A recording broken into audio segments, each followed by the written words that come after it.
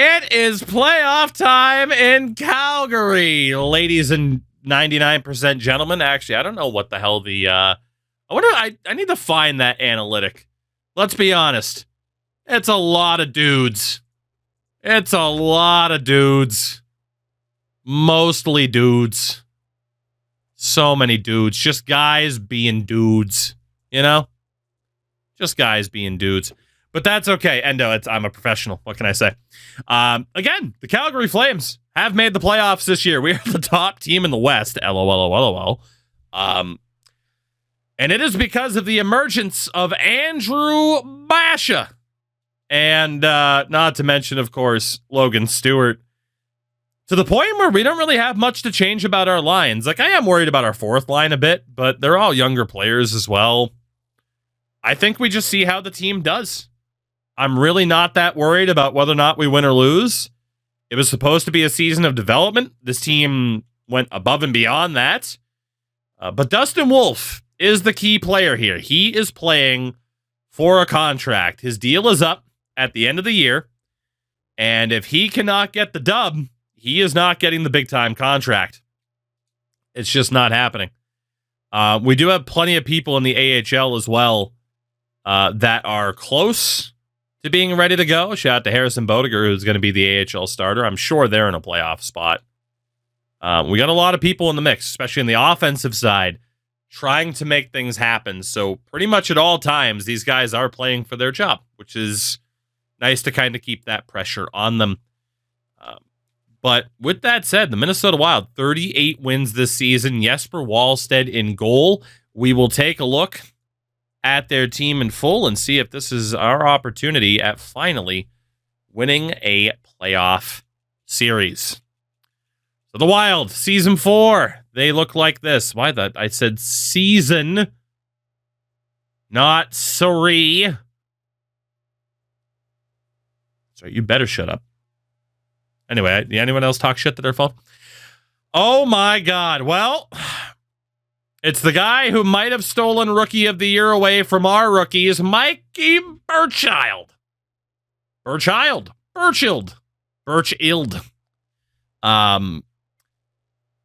of the guys we probably should have traded up and gotten, but then again, playmaker, so he wouldn't fit the team at all. He is with Joel Eriksson Ek, and no shit, he's doing well. Kirill Kaprizov on his line. Second line.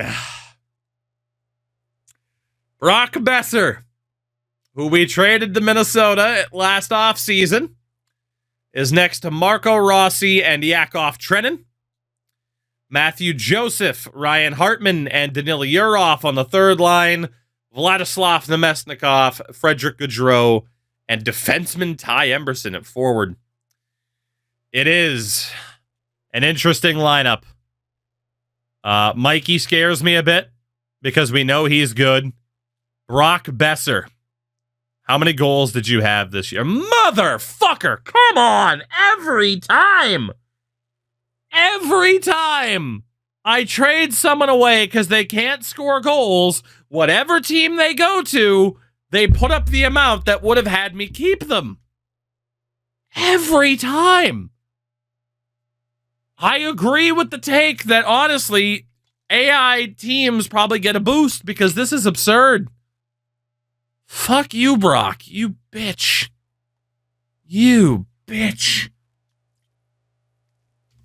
You're not even mad that you're on the second line. All right. Well, we get to deal with that now. That's great. Defensively, Jacob Middleton's mustache and Brock Faber. Braden Schneider with Jonas Brodin. And Zeev Bouillum with Alexandre Carrier. The goaltender, Jesper Wallstedt and Philip Gustafsson. An injury. Oof, my God, Matt Boldy. I imagine Matt Boldy is typically on a line with Besser as opposed to Trenin. That's a big loss for them that Boldy's not there. 64 points in 80 games. He just recently got injured. We need to know for how long because that could be the deciding factor of the series. He's out for the series. He's not back until next month. So that's a huge loss for them. Absolutely huge. Brock Besser's going to rip me apart in this series. I know how this goes. 88 offense, 91 defense, 89 goaltending, 87, 90, and I think an 89. Okay. It's a pretty close series. It is a pretty damn close matchup. It's our third attempt in as many years to try and get out of the first round. Can we do it? Let's go. First period, game number 1, and it's 1-0 Minnesota with a shorthanded goal for Danila Urov. Second period, goal apiece, Yanni Yermo, and who else? Brock Besser on the power play. So we go to the third, down by 1. Freaking Yanni Yermo has our lone goal so far. That is not who you would pinpoint as being our goal scorer, and you wouldn't say the same for Jake, or you would say the same for Jacob Middleton. Nazem Kadri gets a goal back, our captain. Power play, nothing doing. We have 5.5 minutes to go. Still down by 1.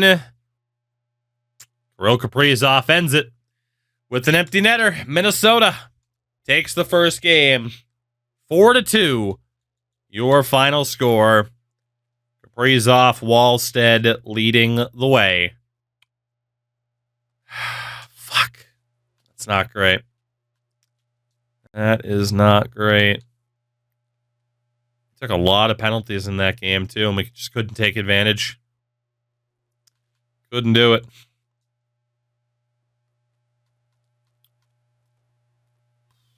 Rough game for Weegar, Hagens, Anderson. Top line in general got outplayed. Okay. It's only one game, but you never like to lose at home to start a series. Never like to lose at home to start a series. Dustin Wolf just locked in on that .906 save percentage. Game number 2, Derek Jeter. Number 2, Derek Jeter. First period, 1-0 Wild, Ryan Hartman. Second period, 3-1 Minnesota. Marner on the power play, then it's Rossi and Faber. We're in trouble. We are in trouble. 4-1. It's Kaprizov. Anderson gets one back on the power play. This might be the last game of Dustin Wolf's Calgary run. Honzik and Basha, 2 goals in 24 seconds, We are tied. 2 minutes left. It is overtime in game number 2. Big time comeback. Honzik and Basha. Again, it's not an elimination game, so we still continue on with the sim. Will there be a winner, or will it go to double overtime? If it does, we'll jump in and watch. Halfway through OT1. 6 minutes to go. 3, 2, 1. Double overtime.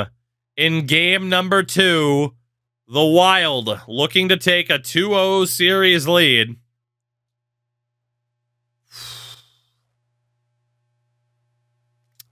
We need a win.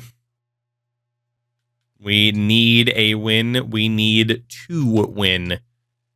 Being down 2-0 is not my idea of a good time right now. Gentlemen, let's see what you got. Strong comeback effort. Dustin Wolf, you lose this game, you might as well pack your bags tonight. God, they still haven't gotten rid of the banners here either. It's crazy. Oh, Minnesota's numbers are glitched on the reverse retros. Okay. A lot of the reverse retros are glitched, too. I know Carolina's Whaler reverse retro was glitched out, too. Basha to Marner. That was a nifty pass. Hagens to Weegar. Weegar to Basha. Stuck on the offhand. Weegar down to Basha. Marner. To the point. Anderson. Hagen's shot. Uyghur in front. Couldn't get it past Faber. Marchild to Kaprizov. Poked away. Marner turns it over. Kaprizov to Erikssonek. Rebound. Uyghur is there. Anderson to Hagens. Hagens gets just lit up by Brock Faber. Kaprizov. To Bearchild. Back to Kaprizov. Middleton. It's blocked.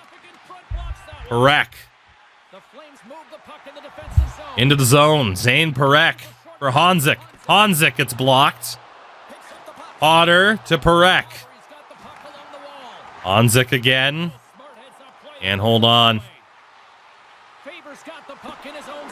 Pass up head to Kaprizov. Can't get past Perek. Jesse Puljujarvi has joined the right side of the Battle of Alberta. Can't get that shot on target. Middleton held up by Kadri. Aiden Schneider acquired at the deadline. Up ahead to Brock Besser. All eyes on him. The one-timer stopped. May have been blocked. Good hit. Yermo up the boards to Pelletier. Pelletier looking across. Kadri scores! The rare double overtime win for the Calgary Flames in the playoffs. Nazem Kadri, the captain, wins it and ties this series up at 1 apiece.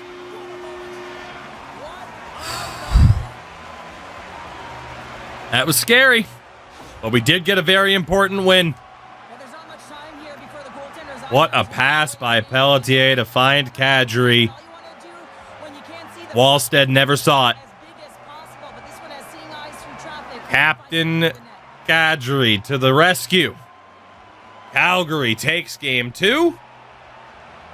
And we have ourselves a tied series as we avoid disaster. I literally cannot see the Hound without thinking of the time he got his tongue ripped out. Am I the only one?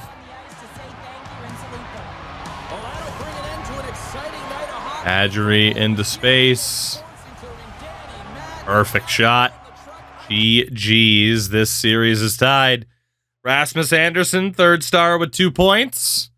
Mackenzie Uyghur with a basket of apples. And Mitch Marner, 3-point night. 50th shot of the game for the Flames. We were down 3 goals. We get it back and win 5-4 in overtime. That is a huge win. Shout out to Jade. Follow. Cam Atkinson's hurt. That's in the AHL. Not a big deal. Not a big deal. To be honest, we could take Tyler Johnson out of the AHL lineup too. We know this team has made the playoffs. Let's go for Kolzig over Dillon, I suppose. Doesn't make too much of a difference. All right, game 3 then coming up. Tale of 2 games. Dustin on an 895. Stay with them for now. Game 3 in Minnesota. First period, 1-0 Wild. Yakov Trenin with the goal outshot them 12-5, and it did not matter because Dustin Wolf cannot make a save. Second period, still 1-0, 28 shots to 15. We are getting goalied badly. Power play goal, though, for Zane Perek, and Brock Faber gets it right back. I think we're probably done with Dustin Wolf. Power play for Minnesota, no goal. 8 minutes left in regulation. Again, Minnesota can't score on the power play. 3, 2, 1. Will there be overtime? No, there will not. 2-1, the final score. We outshot them 41-28. But Jesper Wallstead stood tall, only cracked once, and that was enough. Dustin Wolf should be the goalie that can steal a game for us through 3. He is at a .905 save percentage, which just simply isn't good enough.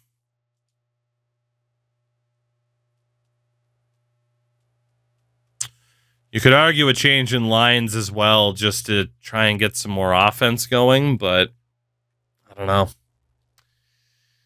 There's not really too much to change if we're being honest.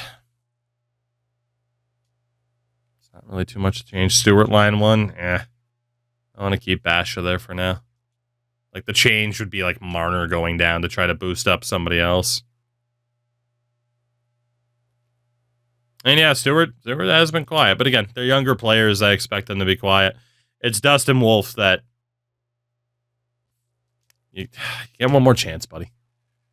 Prove to me that you deserve this contract. Game 4.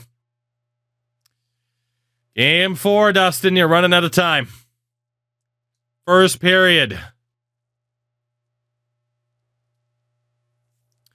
Power play goal for Urhoff. Braden Schneider makes it 2-0. Second period, goal apiece, Sam Honzik. And a power play goal again. This time it's Marco Rossi. We cannot get enough pucks past Wallstead, and Dustin Wolf cannot do well enough to keep us in striking distance. The 1 seed Flames in a lot of trouble. Shorthanded goal for Henry Muse to give us a late chance to tie. But we can't do it. Minnesota has a 3-1 series lead. New year, same Flames in the playoffs. At least we're not getting, like, destroyed thanks to Brock Besser. But, yeah, we're in trouble here. We're in big trouble. Spencer Knight will get the chance to get us back into this series. I think we have seen the last of Dustin Wolf in Calgary.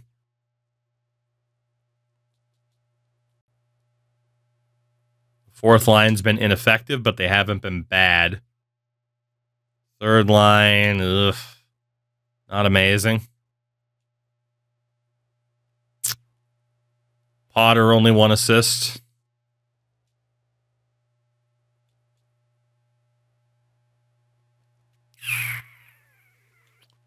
We are going to swap Hagens and Honzik just to try something different. Just to try something different. Basha, Honzik, Marner, Potter, Hagens, Stewart. Just to see it breaking up Hagens and Marner, even though they were so good together in the regular season.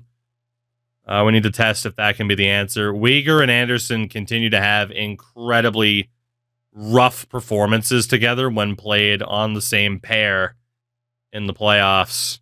We'll go Parekh, Anderson, Weegar, Kessler. So a couple of changes. Our season's on the line. I said I wouldn't be too disappointed if we lost. That's still true.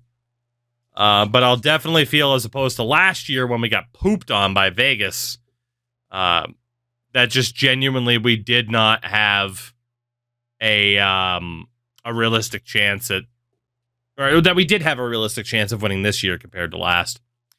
First period of Game 5, a goal apiece, power play tally for James Hagens. Zeev Buyum adds 1 for Minnesota.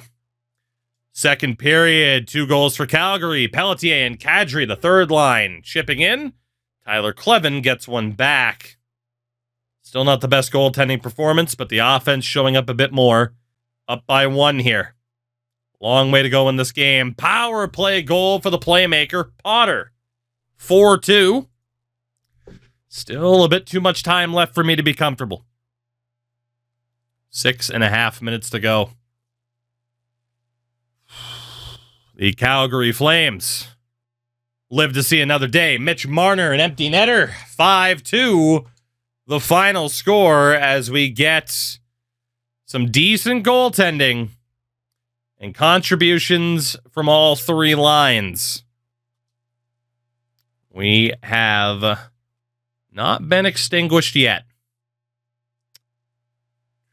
Game 6 coming up back in Minnesota. Spencer Knight was only at a 904. So, still not the most impressive performance in net, for being honest.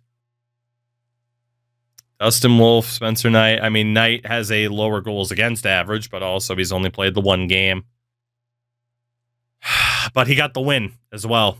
So let's go with what worked. Another opportunity for Spencer. Another opportunity. Stewart now showing up as an 85, by the way. All right. We need to win another one. Would I keep Kako as a power forward or switch him to a playmaker or sniper? That's a good question. I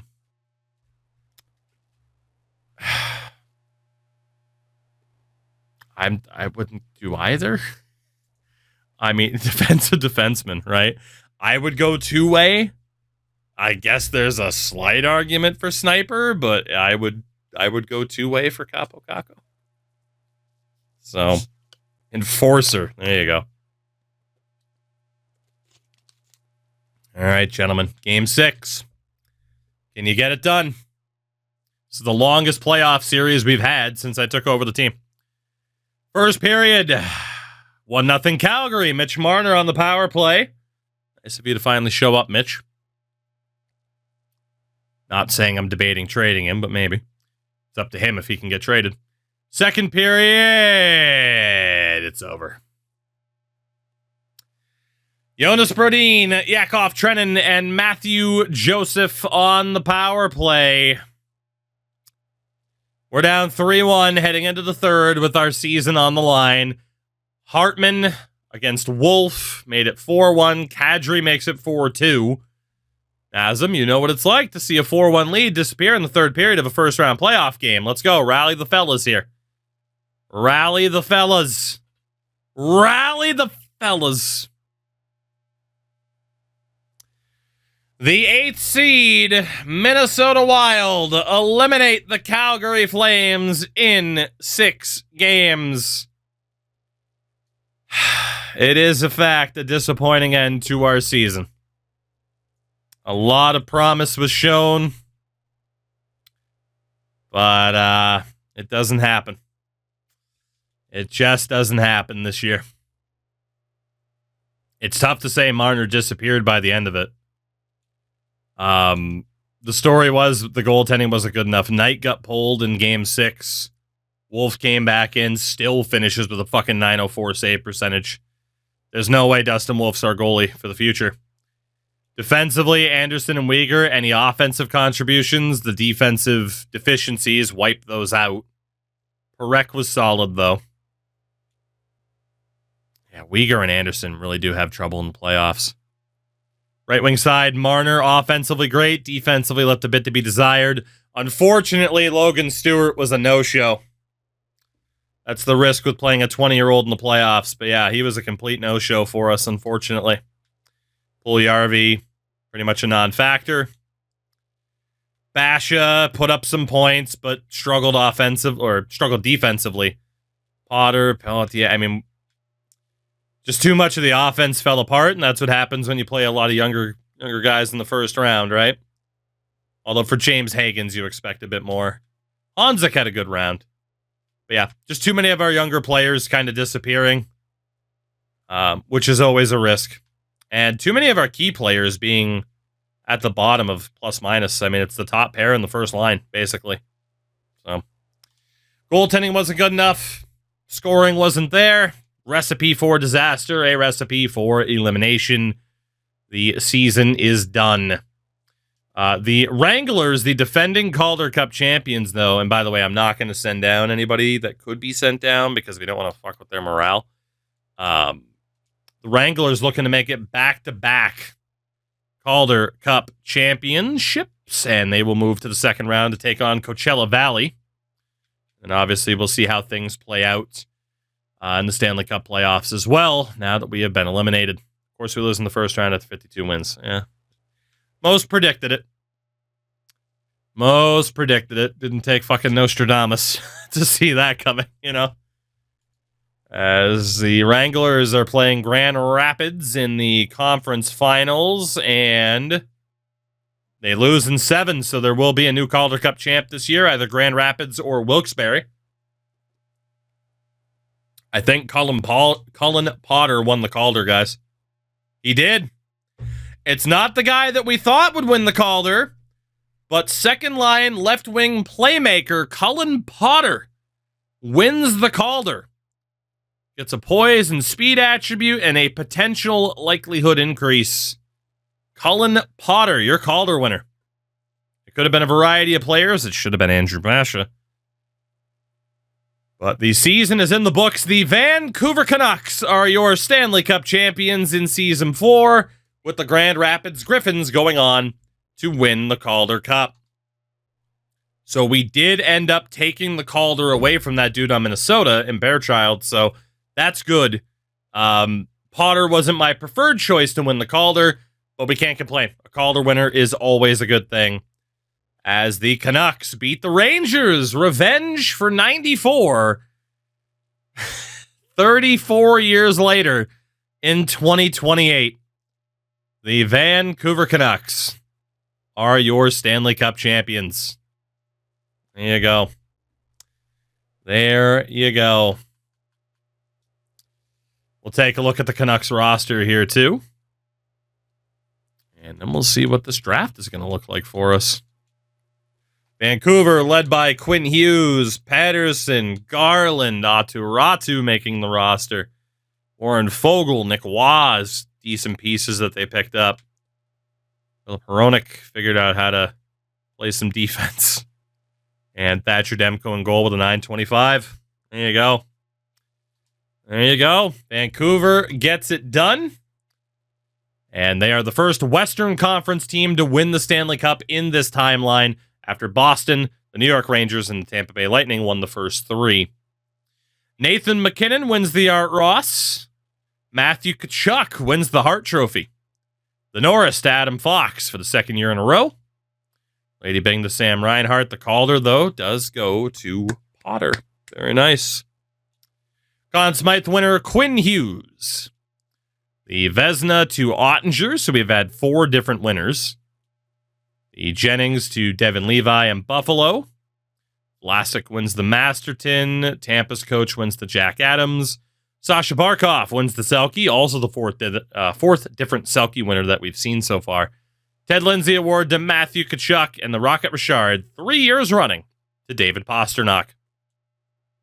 In the AHL, Noah Ostlund put up the most points for Rochester. He was also league MVP and scored the most goals.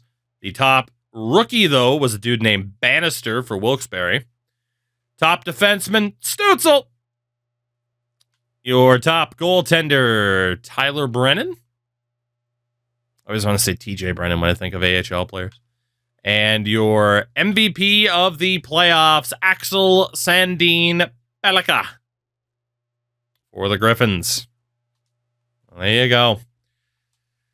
Interesting season for us. A lot of plans change. Let's look at these progress reports before we worry about the draft. Mitch Marner, some good natural growth in there still. Some statistical growth as well, as to be expected. Mackenzie Weegar is still improving. Anderson improving. Hagens, Zane Parekh. Good season. Lost some deking because of the preseason stuff, but quite a bit of natural growth for Parekh. Honzik improving. Kadri improving. Potter, now a high top 6 after winning the Calder. Of course, we were kind of hoping it would go to Logan Stewart, but he still improved a lot. Kessler with some good improvement. Massive improvement for Nolan Fitzhenry, who is going to be pushing for an NHL spot next season. And again, 99 discipline already? Jesus Christ. He's got a good shot. Could be a playmaker, but as a sniper, very, very promising. That's the competition, especially for Andrew Basha on that left side. Of course, you see the improvements that Basha made this year. Henry Muse got a bit better. Gustav Skriva. Not much natural improvement for Appleby. Good amount for Rasmus Rene. And in the system, massive improvement for Prab Batal. 50 goals, 54 assists for the Brandon Wheat Kings. He's going to be a beast. He's going to be a beast. You got Rylan Burns improving. Not much going on for Rehards Grieva. Some natural growth, though. Some morale growth. Ruck up to a 78. Gradine as well. Joe Ginlin now a 77. I'm just trying to walk. Again, we still have a lot of young talents. I'm going to go with a Mesker on the follow. Thank you for that. Welcome in. We have a lot of young players who are going to be pushing for very, very few spots. But it's a good spot to be in. It just means the best of the best will be the ones to finally break through. So not bad at all. We'll worry about the offseason focuses after the draft. That way we don't set any up for players that we don't have to worry about. So let's get to the draft lottery here then for the 2028 draft. And the Winnipeg Jets are big winners, moving up from 11 to 1. We've seen a couple years in a row now of big-time lottery wins. Your Winnipeg Jets get the first overall selection. We'll see what happens. Again, it is a year with a franchise player in the draft, Silas Andrews. We joked previously, do we trade Mitch Marner for the right to draft Andrews? There's an argument whenever you're seeing somebody be compared to frickin' Wayne Gretzky. Has wheels and shock and awe, which actually makes me wonder if he's going to be more of a sniper.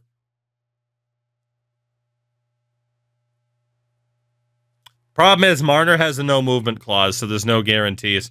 If it's not Marner, there's two-way forward Brad McCollum, right defenseman Josh Wisniewski, we'll say son of James, even though he's Hungarian. Definitely a two-way because his defense is actually his weakest aspect. Left defenseman Gail Nielsen. Very similar. And then left winger Esteban Bartkowski as a sniper. Very well-rounded, though. Guy Lafleur comparison, for fuck's sake. And there's some other guys here who might end up being pretty damn good. We'll see. Retired players this year. We say goodbye to Evgeny Malkin, Patrick Kane, Anze Kopitar, Claude Giroux, Jamie Benn, and Matt Duchene. We also had Logan Couture over 900 career points. Defensively, Drew Doughty, Chris Letang, Tyson Barrie, Cam Fowler, and Oliver Ekman-Larsson all hit at least 500 points. And in goal, Marc-Andre Fleury is gone, as is Jake Allen, Matt Murray, and the best of them all, Garrett Sparks. Do-do-do-do. Garrett Sparks. Do-do-do-do. Holy coaches. Duchene, Ben, Kopitar, and Doughty. Good Lord. Well, let's hope some of them develop as coaches, huh? That could be fun. That could be fun. To the draft we go. The first question we have to ask ourselves. Is the trade for the number one pick from Winnipeg possible? Is it possible?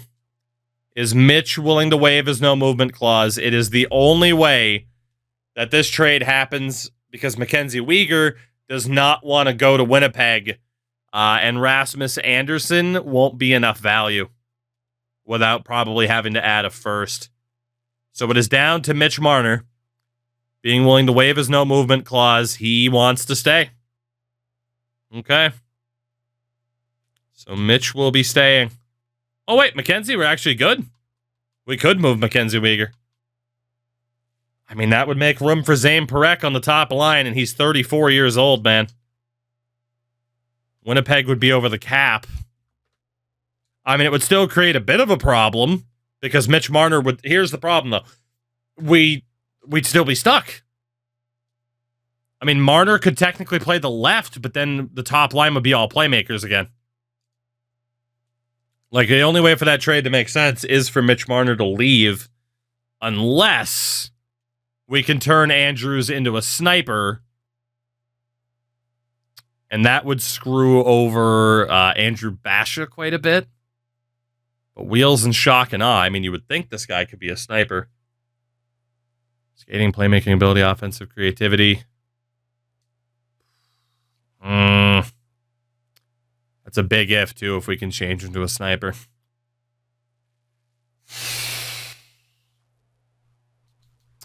We have to. We have to at least check. Right? I mean, as a franchise player, we have to check. Their first overall pick.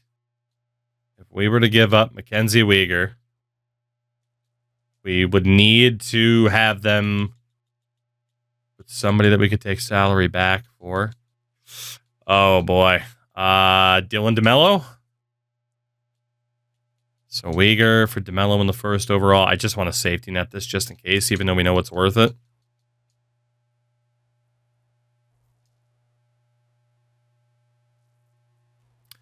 Mackenzie Weegar is off to Winnipeg. They took it immediately, even with the second and third being added in. Wow. We could have gotten even more. That is not a trade that I feel good about, to be honest. That is not a trade I feel great about, because that was gross to do that to the AI.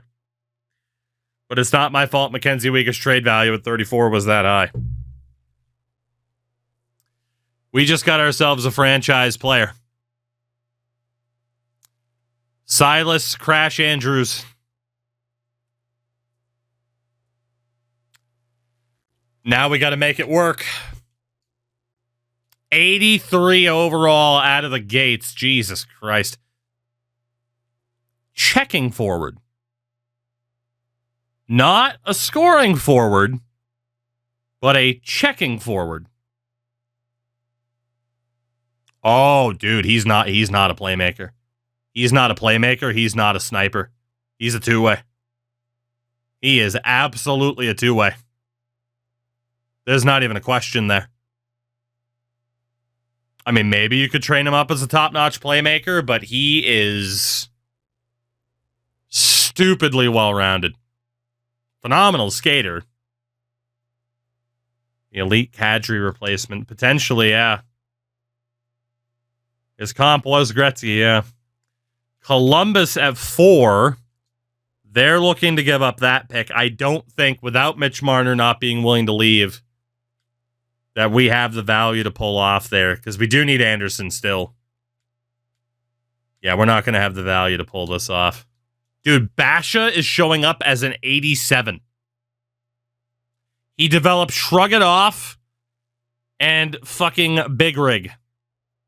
Holy shit. Dude, there are some players that are going to have to go again. God damn. The amount of forward talent that we have. Stewart developed freaking, Spinorama, Unstoppable Force, and Close Court. Dude. Stewart and Basha stepped up big time. Potter developed Ankle Breaker and Relentless.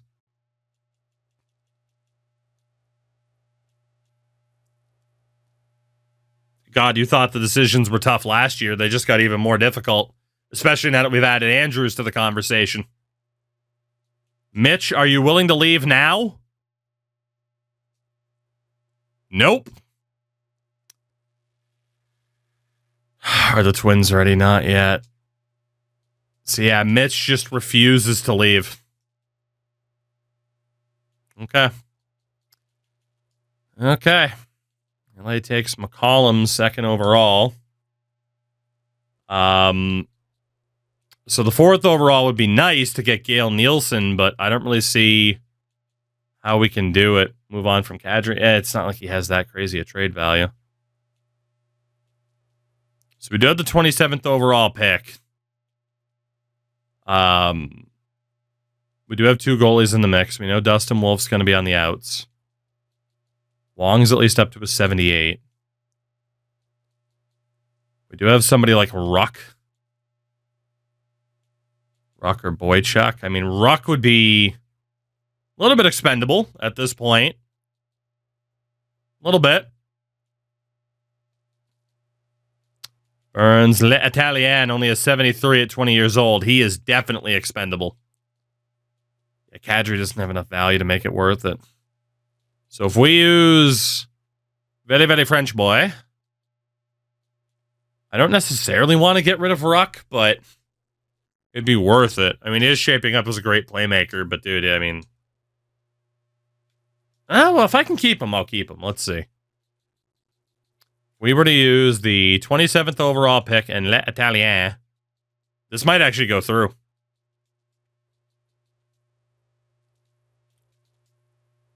Not quite. We also have a 4th rounder from Carolina. What about a 3rd rounder from Winnipeg? Quite far off. Ugh. What about a 2nd rounder from Florida? 27.56 on the prospect? Still quite far off. Well, this is worth it. What if we add the Winnipeg 3rd back?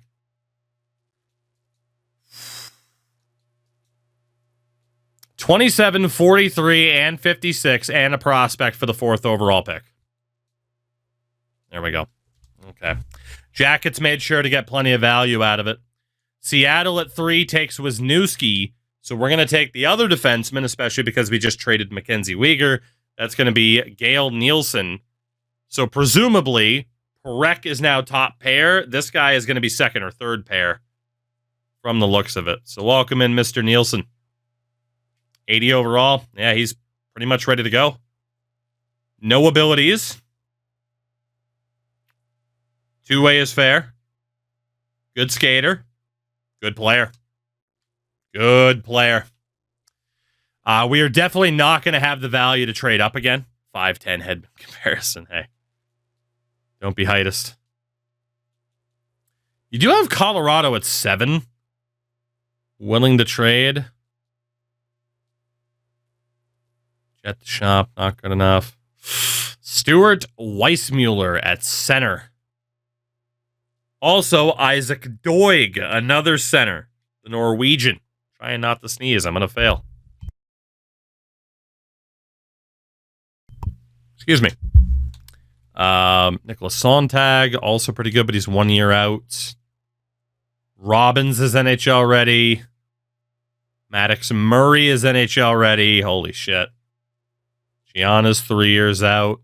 Artem Kumatov, 2 years out. St. Horton. Hubert's not going to make it. Alexiev, Tarasov, Paradis nuts.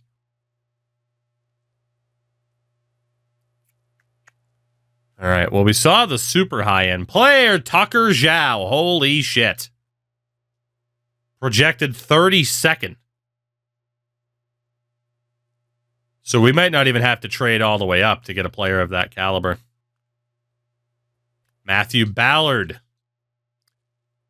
And we're on low draft class quality. I don't think any of these guys are real, are they? Actually, this might be the final year of real players, right? But still, god damn. Unconfirmed 1 year out. Unconfirmed 1 year out for Ben. Hedberg, unconfirmed 1 year out. Anybody else? Okay, looks like the luck runs out at that point. So I don't really see us needing to trade up to 7th. Right? Just because value-wise, like, yes, Weissmuller looks great. Doig looks... I mean, Doig does look fucking amazing. But there are other players who are NHL ready a bit further down, and it'll be easier to acquire multiple picks. So, Carolina at 5, take Bartkowski. Nashville at 6, take Haken. Colorado takes Stolars. Weissmuller goes to Ottawa. That's a great player. Great player. Would have been worth trading up for, but again, there are other players that are of an equal caliber later on. Pittsburgh takes Doig. St. Louis, Deschamps. It's the Norwegian, the son of Brad. He is now, Fox. How are you? Pitt. Good pick for Anaheim. Sontag, the grinder. Yeah, 76. Not bad. It was pronounced as Sontag, apparently, as opposed to Sontag. Robbins, good pick, but again, we still got other good ones coming up. Murray is one of them. NHL ready. But then further down, we know that Zhao was NHL ready. Ballard was NHL ready. And then some of these guys were close. But obviously, we're going to target Ballard and Zhao as opposed to trading up because we know the AI loves to try and rob us blind. Washington takes Murray. Boston takes Gianna, son of Boston Bruins legend Brian Gianna. Komatov to Montreal. Horton. I mean, this is a damn good draft. Hubert's okay. Utah gets Kolyakovo, who's not bad. Alexiev. Streit. Tarasov.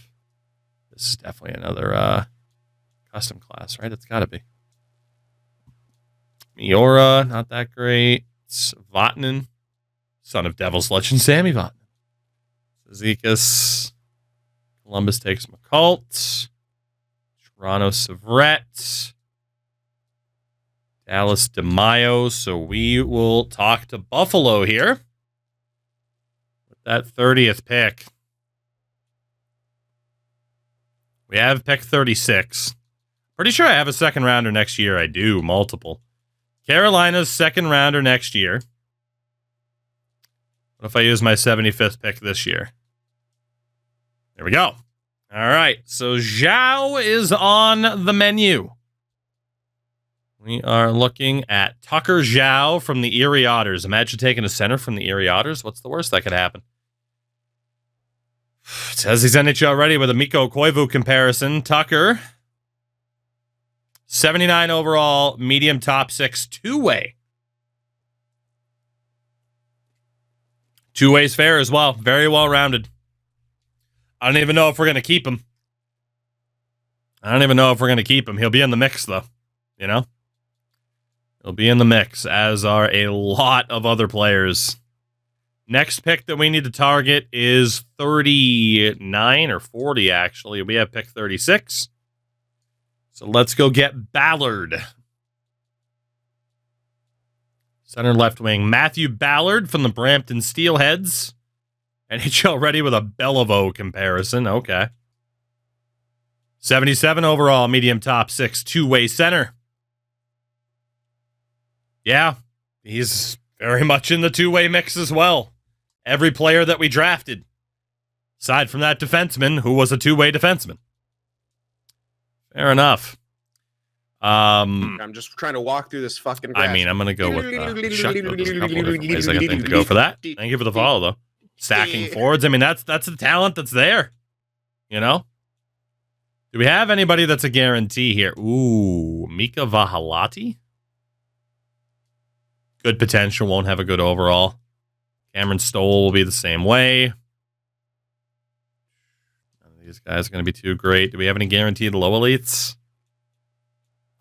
Just Caden Kavanaugh, whose overall is going to suck. Couple medium sixes guaranteed. Joe Torres. Ricard Allen. They're going to be very typical, like mid-60 overall guys. Do we have... Actually, you know what? That low six really quickly? Just because the overall might be good. And not really. They're all 3 years out, so... Mid-60s again for overalls and no confirmed medium fours. So there's definitely a couple of players we could look at, but I don't know if there's anybody worth trading up for. We've kind of exhausted a lot of our options for higher picks, so... we'll go to pick number 100, way down in the fourth round. Do we have anybody left on our board? We have two. We'll take Mika Vahalati, the goalie. Medium elite, 48 overall. That's pure trade value. And then I think the other goalie's probably gone.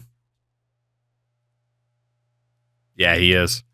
So who can we take a shot on here? Got the low elite, Kavanaugh. He's going to be terrible, though. He is going to be terrible. 2 out of 4 low elite defensemen. Thoresen. Albaline. I mean, we need to start taking a risk on some defensemen. Let's go for Raimo Thoresen out of Finland. Low 4, not great. Not expecting to get too many steals here, but the good thing is we don't have to, you know? Ulf Albaline. Also terrible. He's a low 6. Anybody else to take a risk on here? I mean, we could just start taking random players at the top of the board that we didn't even get that much info on. Or we can start memeing.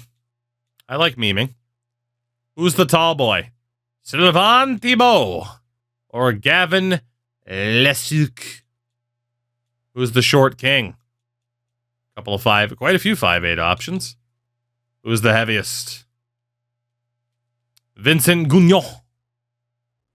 So, old T-ball here. Big McLarge, huge. Let's go for him. Hey, enforcer defenseman, but he's low 7th. Always good to get an enforcer defenseman, though. And then who was the smallest man that we can draft? It is you by 1 pound, Weston Spezza. What, did frickin' Jason have some adventures over in Switzerland that we didn't know about? Low bottom 6. Okay, yeah, you're definitely not Jason Spezza's kid. You'd be more talented at hockey than that. Who else can we take for the memes? Like a random 21-year-old in here. It'd be pretty funny. Who else is big McLarge huge? And Gavin's 20. Lightest is Rhett Sather. The heaviest is Vincent Gugnon at 17 years. Let's take big McLarge huge here. Big Vinny at center. Another enforcer. Let's go. We're set. We're set. We got the skill. We got the defense. We got the face punchers. We still pretty much have no shot of advancing in the playoffs.